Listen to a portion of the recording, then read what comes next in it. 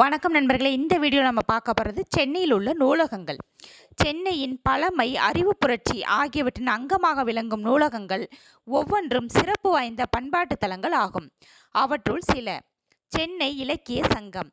1812 கோட்டை கல்லூரியின் இணைவாக உருவான இந்நூலகம் அரிய பல நூல்களை கொண்ட இந்தியாவின் பழைய நூலகங்களில் ஒன்று. கன்னிமாரா நூலகம்.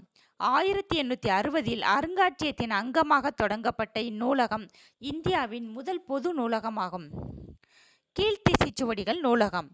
காலின் மெக்கன்சியின் தொகுப்புகளை அடிப்படையாக கொண்டு 1869 உருவாக்கப்பட்ட இந்நூலகம் அரிய ஓலைச்சுவடிகள், தாள் சுவடிகள், புத்தகங்கள் என பெரும் தொகுப்புகளை கொண்டது.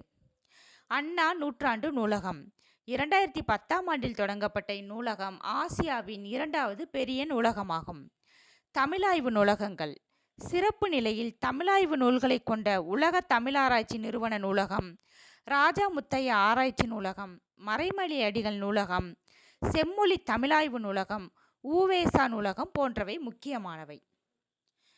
நண்பர்களே, வீடியோ பிடிச்சவங்க வீடியோவுக்கு லைக் பண்ணுங்கள், சப்ஸ்கிரைப் பண்ணுங்கள், உங்களோட ஃப்ரெண்ட்ஸுக்கு ஷேர் பண்ணுங்கள். நன்றி, வணக்கம்.